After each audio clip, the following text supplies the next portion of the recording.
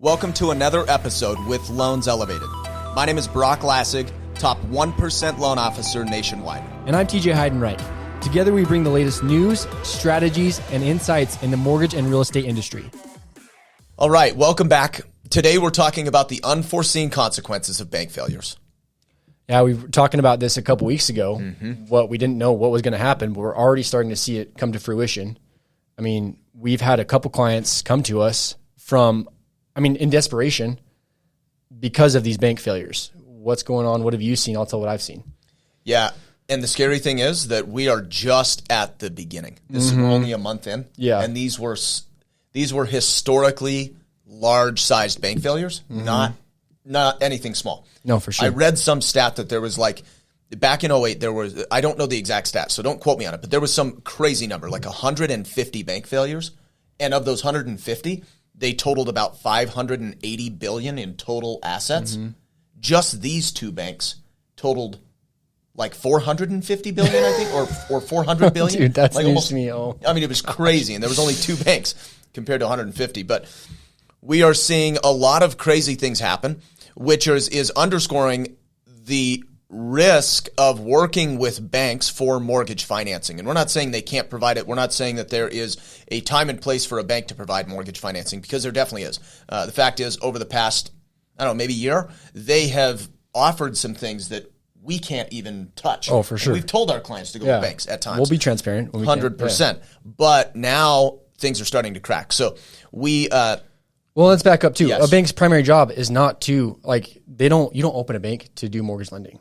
Yeah, you open it to take deposits, and then just due to the nature of banking, it naturally take deposits, reinvest, create additional earnings and arbitrage on those cash deposits. Exactly. Lend money to consumers to create the arbitrage, which is another form of investment. Mortgages are different. Some of them have some of these banks have like the portfolio lending, which is a form of investing the money. Right. So it fits some of the molds, but some of the molds it doesn't fit. And the crazy thing is, banks fall under regulation that is very different from what mortgage lenders like us fall into.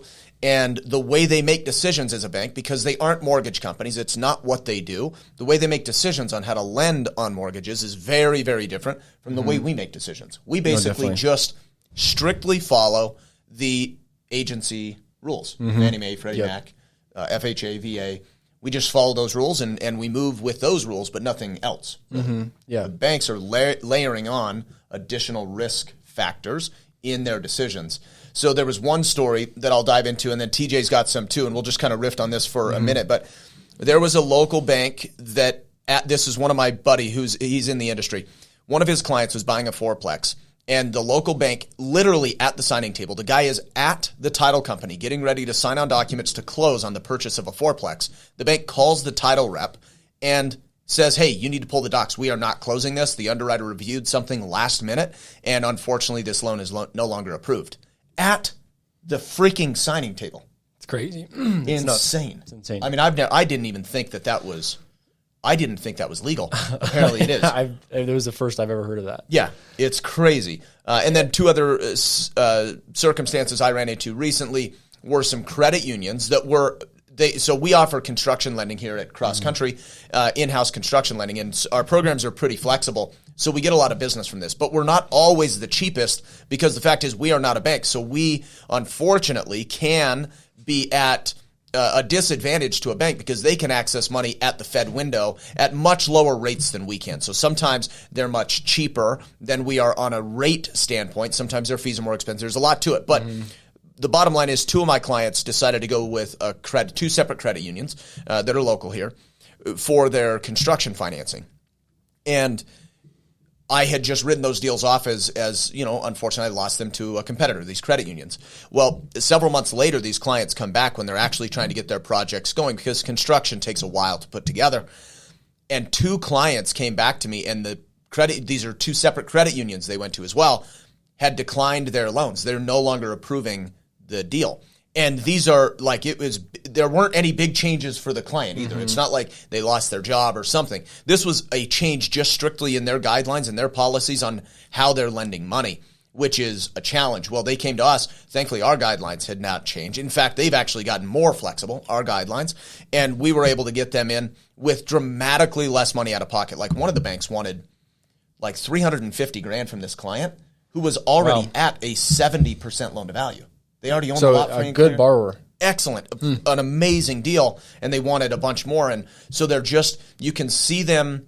They're just tightening up Exactly. everything. Yep. No, Yep. I mean, I had a colleague that's also in the industry. He works for a bank, and he called me and he's like, "Hey, this is the first time this has ever happened to me. I had a jumbo loan, so a big loan amount. The borrower was more than pre-approved. He thought it was a solid borrower.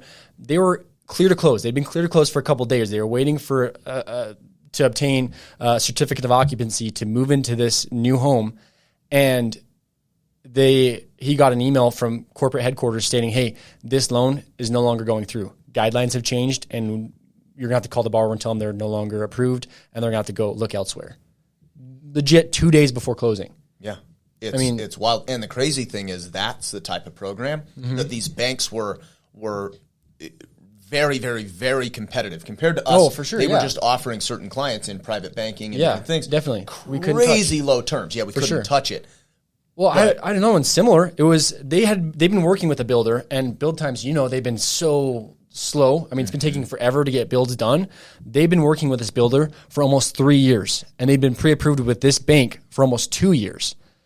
Again, 3 weeks before closing, they called me in an absolute panic. They're like, "Hey, we just got denied by our bank, who we've been banking with forever. We've been pre-approved for up to 2 years because guidelines have changed. Can you help us?" And the crazy thing, guidelines change without notice. It's just like, hey, guidelines change. You're no longer qualified. There's no solution. SOL. Yep. There's no. It's just like, hey, thank you for coming.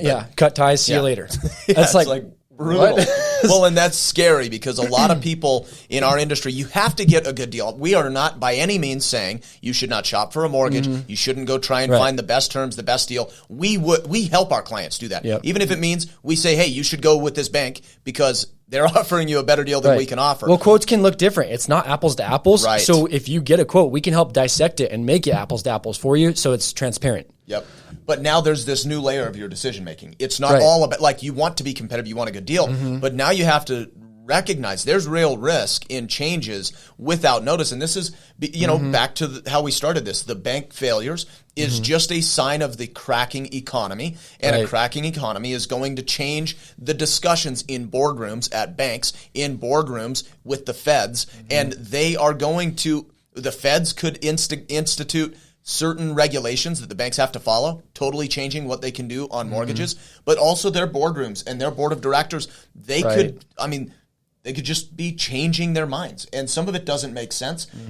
It's different than what a regular mortgage company would do, but there's that real risk. So it's not all about checking terms and rates and the baseline stuff on mortgages. You also have to recognize the risk of, like, do you actually want the house? Because these people, like the guy buying the fourplex, lost the house. Lost his earnest money.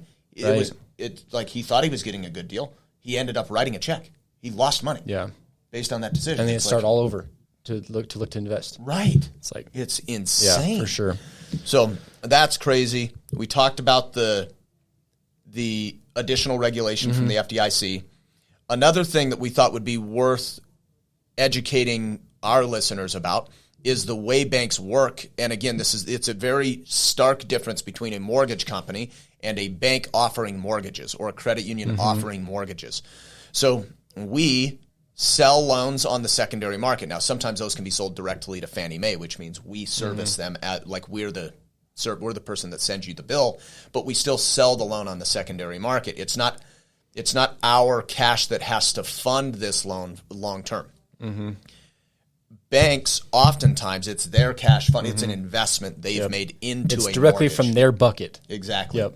So they create these buckets. They have deposits from depositors.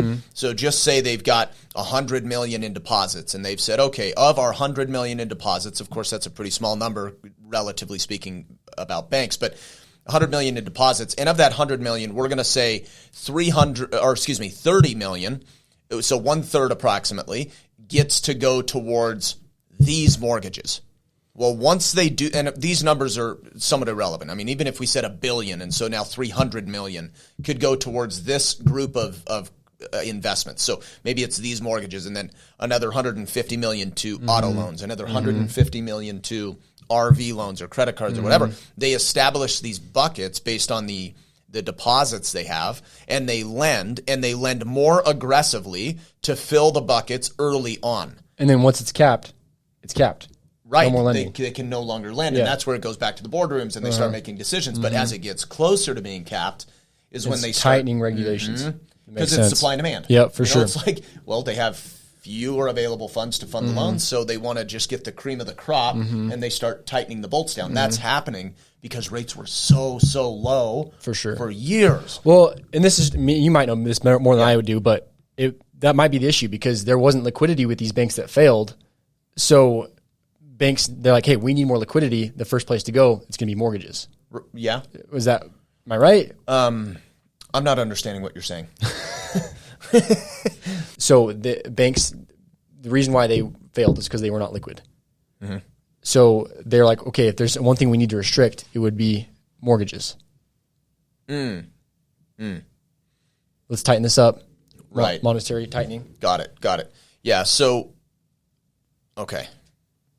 So what TJ's saying is the bank failures were caused by their investment in long-term debt or long-term investments. So now these banks are reconsidering, okay, our balance sheet can't be full of this long-term debt or these long-term investments because there's a lot of risk there, and they didn't hedge that risk appropriately. So now they're turning their nose a little bit at investing into the long-term debt because it's unforeseeable. No one really expected the Fed to raise rates as quickly as they did and create the illiquidity in the mortgage-backed securities markets that these guys had their money invested into. Like, it literally cut the value of their assets in half. And it's not like they defaulted. It's just that their depositors wanted money. They went to sell, and the quote-unquote stock, it's not stock, was worth nothing. Well, yeah, it's worth half, and that all their money was tied up. They didn't have the liquidity. So, yeah, it's definitely a changing landscape, but what we encourage is lean on professionals like us. And TJ mentioned this earlier. We are not in the business to tell you to go with us and take a worse deal. We're in the business of being advisors in the mortgage space, understanding our business very, very well, and identifying what are the risks, and what are all the details, comparing things apples to apples and advising you on which option to go. Sometimes that means it's not with us. Oftentimes it means it is with us. Our goal is to develop a relationship and a level of trust that you continue coming back to us for advice. That's what you need to find, because we aren't attached to closing that loan. We're attached to creating a relationship and a level of trust for a long-term opportunity creation, if you will. For sure. So, cool. Thank you for tuning in. For more industry insights, follow us on all platforms at Loans Elevated. And to get in touch with our team, call or text 801-713-4000 or visit loanselevated.com.